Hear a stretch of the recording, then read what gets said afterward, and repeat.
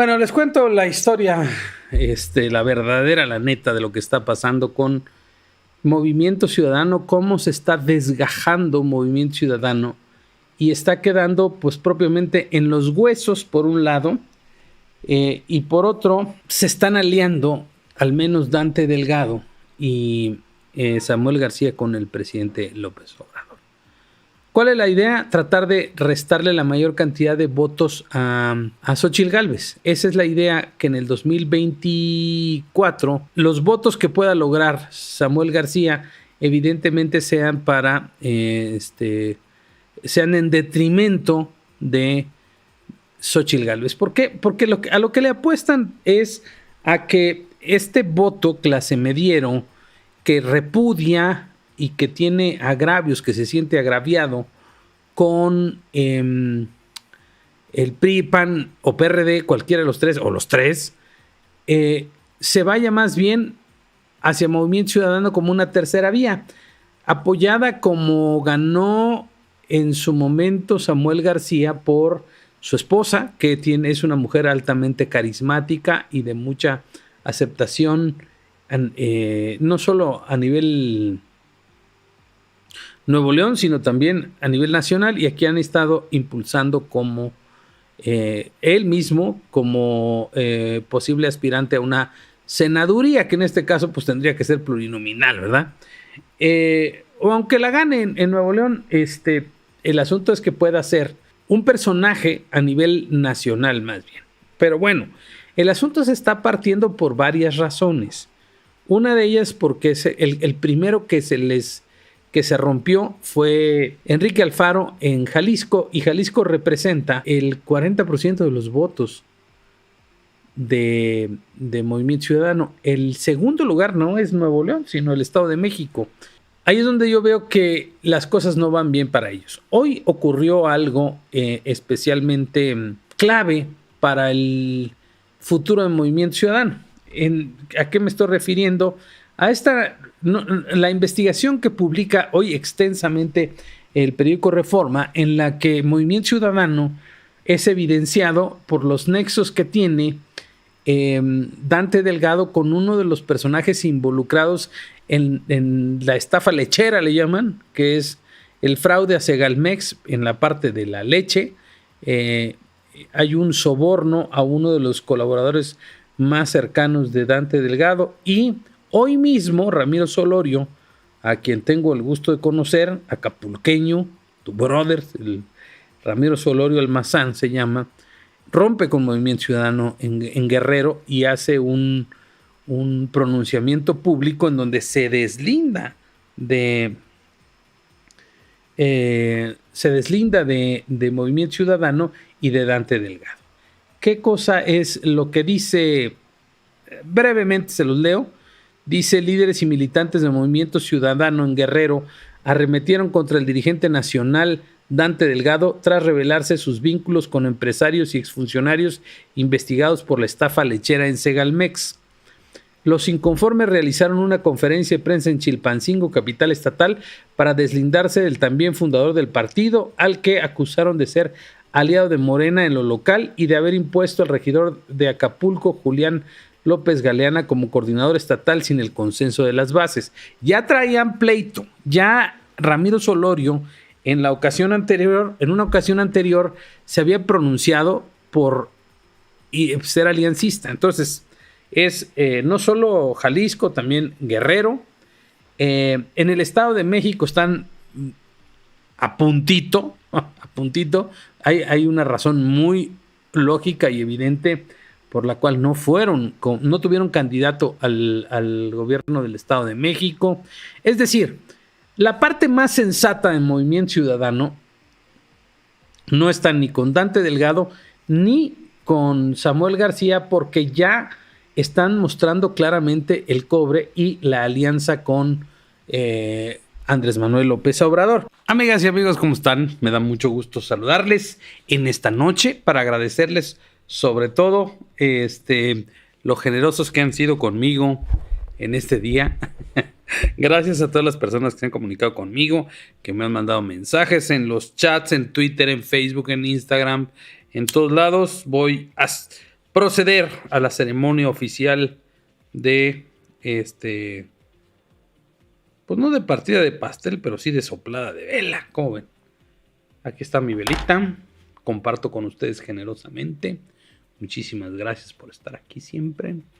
Esto es en honor a ustedes, a esta maravillosa comunidad. Y antes de que la vela se acabe con el pastel, que es un pastel sin gluten, han de ustedes de saber. Ahí está. Estamos cumpliendo años hoy, muy agradecido con ustedes. Estuvo bien el joven Carlos Alarraqui de invitarme a su programa, les había dicho, y ahí hasta pastel me dieron. Pero pues muchísimas gracias. ¿Qué pasa con el asunto de Xóchitl Gálvez? Xóchitl Gálvez no se tituló por tesis, ella se tituló por experiencia profesional. Y lo que tienen que hacer quienes se titulan por experiencia profesional es comprobar esa experiencia profesional. Y deben entregar un informe que ella misma ha dicho que en sus propias palabras que la cago.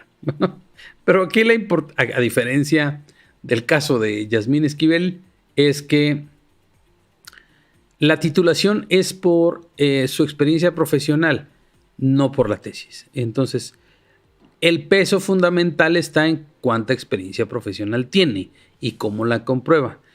Tiene que entregar un informe y ese informe tiene irregularidades. ¿Cuál es mi posición? Pues que las aclare. Que la UNAM, así como dijo, pues que inicie el proceso que tenga que iniciar, que las sanciones si es necesario, que diga lo que tiene que hacer y para adelante. Porque, ¿cuál es la diferencia? Xóchitl Gálvez no es ministra de la Corte. Esa es la gran diferencia. Y para ser ministra de la Corte sí necesitas estar titulada. Y haber plagiado la tesis completa, pues es otra cosa, ¿verdad? Bueno, yo no voy a justificar ninguna conducta que no esté dentro de lo que se deba hacer. Yo fui siempre muy escrupuloso en las cosas que hice. No justifico nada de esto, pero que se mida también, o sea, lo que tenga que suceder, que suceda. El otro asunto que a mí me sorprendió, yo a veces lo que hago en las noches terminando el programa antes de dormir es echarme el programa de Ciro y de Loret. Y ayer no encontré el de Loret. Entonces, cuando veo hoy en la mañana que el asunto es que se lo bajaron por el reportaje que sacó de los militares. Y como sacó el reportaje de los militares, pues se lo tumbaron. Yo creo, esto no lo sé de cierto, no lo he hablado con él, ni se lo voy a preguntar ni nada, pero debo asumir que le pasó lo mismo que pasó con un video que yo subí promocional de una cuestión electoral y me tumbaron el video.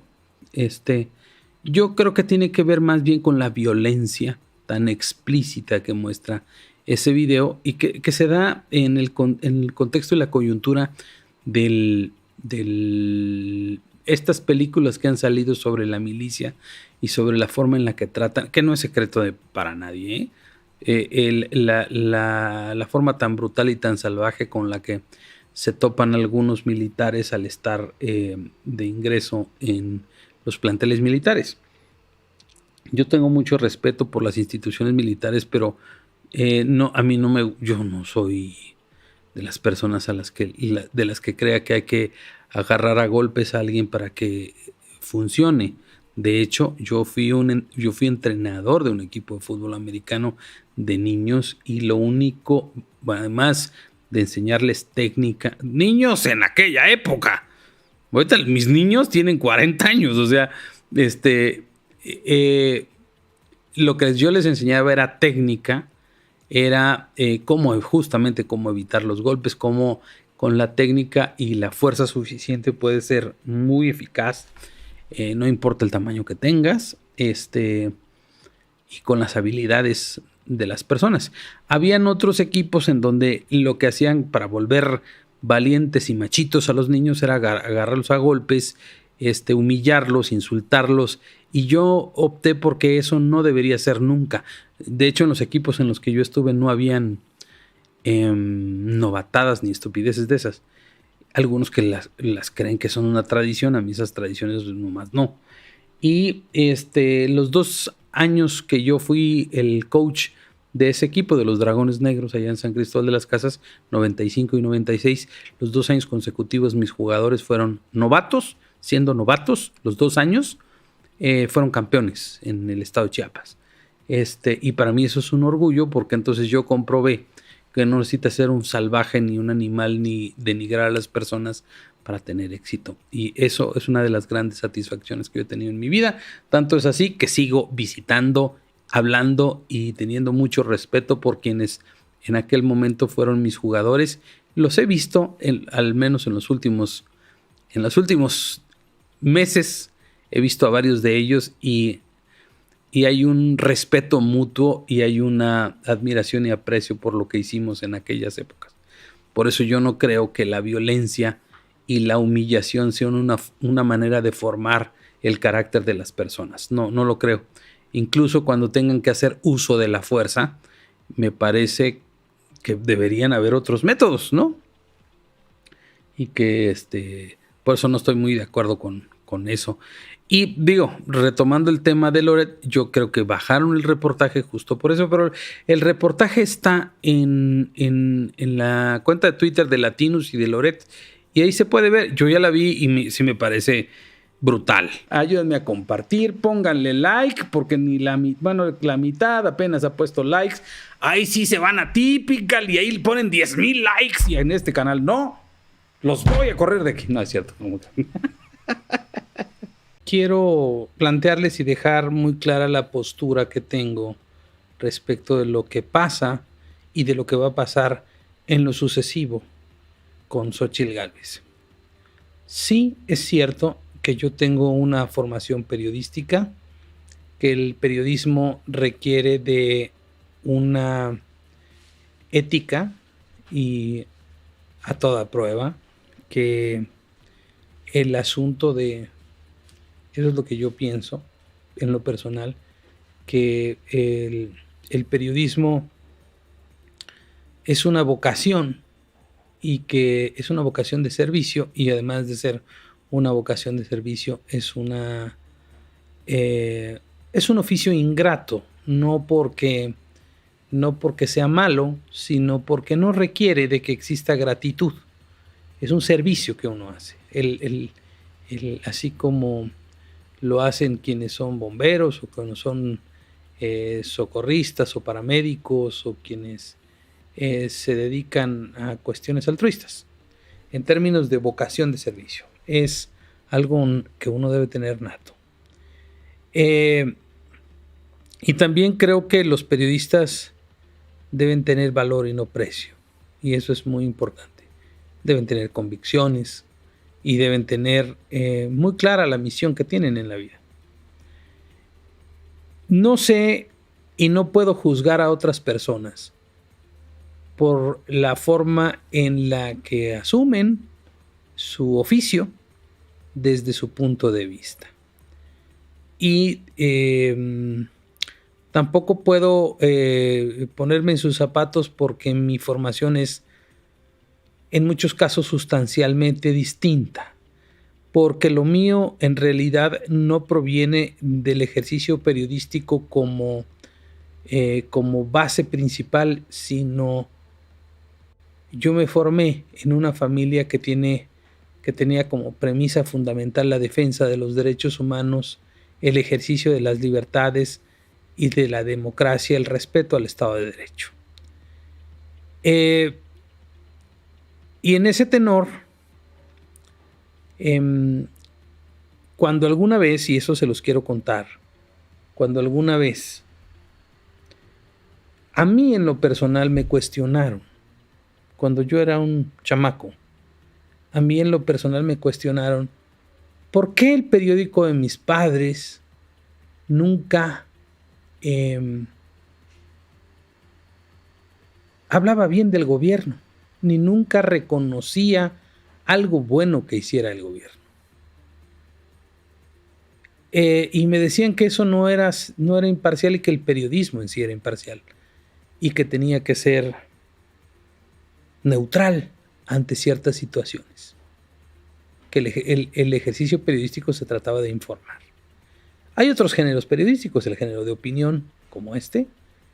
Básicamente lo que yo ejerzo es un género de opinión, no es un género informativo. El género informativo, por ejemplo, es lo que hace Carlos Loret de Mola en su noticiero. Ese es un ejercicio informativo documentado, con datos, basado en datos, y lo que nosotros hacemos es opinión. Y me remito no solo a lo que me dijo mi papá en aquel momento, sino a esta cita que dejo aquí abajo, en donde pongo entrecomillado ahí sí, ¿verdad? Esta frase de Desmond Tutu, este clérigo sudafricano, Premio Nobel de la Paz, que dice: si eres neutral en situaciones de injusticia, has elegido el lado opresor. Y lo que me contestó mi papá es: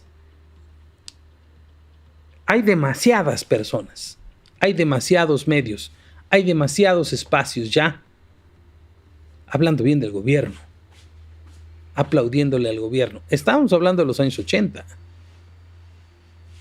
Nuestro oficio es tratar de compensar eso. Esa es nuestra vocación. Y nuestra vocación es estar del lado de quienes no tienen voz, de quienes no tienen palabra. No tienen palabra para decir, no tienen espacio para decir su palabra. Esa vocación a mí fue la que me llamó la atención, porque era una vocación de abrir los espacios para quien no los tiene. Creo que mi formación periodística viene de ahí. Y creo que en una circunstancia tan adversa como la que vivimos ahora, se justifica en función de eso. Yo no puedo ser neutral, yo no soy neutral. Y no lo he sido todo este tiempo. He sido un crítico abierto del gobierno, especialmente de este gobierno, porque este gobierno ha sido el peor que me ha tocado a mí vivir en mi vida profesional, sin duda alguna. Y créanme que con Salinas de Gortari tenía muchísima competencia. Pero sin temor a equivocarme, considero que este es el peor gobierno que a mí me ha tocado vivir. Y créanme, aunque no parezca, estoy vivo desde que estaba gobernando Gustavo Díaz Ordaz, aunque no lo parezca. Cuando yo nací era el último año de Gustavo Díaz Ordaz. ¿Por qué digo todo esto?